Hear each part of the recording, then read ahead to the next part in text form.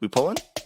What's up, I'm Jimfro, and this is our Mythic Guide to Skyreach. If you want to see a full run-through of the dungeon, check out the Discord link below. We'll go over the bosses first, and then any notable trash at the end. Ranjit is the first boss and is very early on in the dungeon, right after your first couple trash pulls. The boss starts by putting arrows above two players, and after a few seconds will knock them back, leaving an annoying orb on the platform that you need to avoid. You can easily get knocked off the edge by this, so if you're targeted, move away from the edge of the platform. Next, the boss will put an arrow on the ground that points towards a random player and throws out wind chakrams that boomerang out and back. Just be looking for the arrow and sidestep the throw. Fan of knives is just big AoE damage and a bleed that the healer needs to be ready for. The most dangerous part of this fight is when the boss reaches full energy and casts Chakram Vortex. This spawns a bunch of tornadoes all over the platform, so shout out to the melee DPS because this whole fight is just avoiding as much stuff as possible. As a ranged player, I just kinda stay on the outer ring with my back to the gate just in case I get hit with any knockbacks.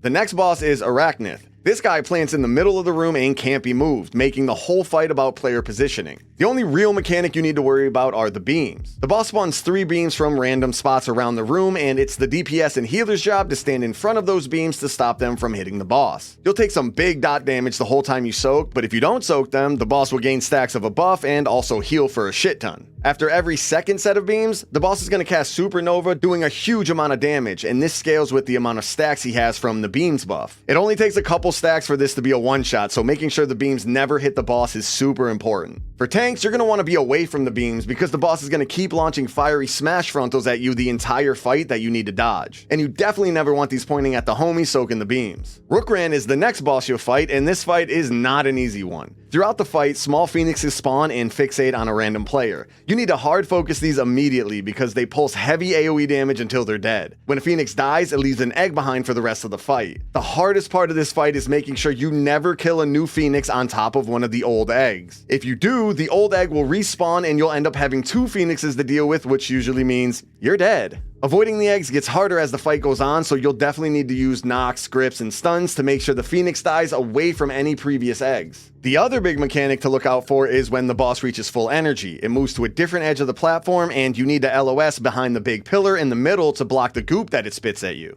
The boss also casts Burning Claws, which is a tank buster that hits pretty hard. But really, if you just remember to LOS when he moves and you manage the phoenixes correctly, you'll be A-OK. Once the boss is dead, you need to get through the wind tunnel of death to get to the final boss, High Sage Viryx. There's 2 main mechanics you need to know about, and tanks need to tank the boss as close to the entrance as possible, ideally more towards the middle. The first major mechanic is a purple arrow that goes above a random player's head. This player should stand as close to the entrance as possible because a bird is going to swoop them up and start carrying them towards the edge to yeet them off the platform. Everyone needs to hard swap to the bird and burst it down as fast as possible. You can use stuns to slow it down, but things like grips and Ring of Peace won't actually help. The second main mechanic is Solar Blast, a beam that targets a random player with a red arrow. It drops a trail of fire under their feet for a few seconds. If you're targeted, get away from the group and kite it along the far edge, keeping the middle of the room clear for the bird mechanic. You'll also have a cast you need to kick and some random damage to heal through, but just remember that the purple arrows are the birds and should be brought in, and the red arrows are the fire and should be taken away. Those are the bosses, but there's a few notable trash mobs that you should know about as well. Dread Ravens target you with an arrow above your head and shoot a projectile that will knock you off the edge, so try to keep your back to a wall. And pro tip, you can kill your friends with this if you stand behind them. Driving Gale Callers have a repel cast that'll knock the entire group back to the Shadowlands and puts a huge bleed on everyone, so never let this go off. Solar Elementals spawn orbs that'll explode after a while. Just focus down any orbs that spawn. In the same pull, Blinding Sun Priestess will cast an ability that'll stun your group if it gets off and will for sure cause a wipe.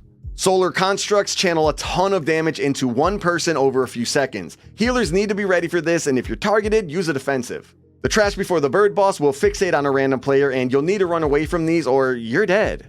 The Wind Maze isn't a trash mob and is super annoying, but it's important to note that when you get to the end, there's a thing you can click on to channel that'll remove the maze for your friends that are obviously way less skilled than you are. You can also use a little cheese like Blinks, Warlock Gates, and things like that to bypass the final section. And that, ladies and gentlemen, is the dungeon. If you want to see an extended guide of us running through the dungeon where we talk about every pull and every boss as we go through, check out the Patreon links below. Peace.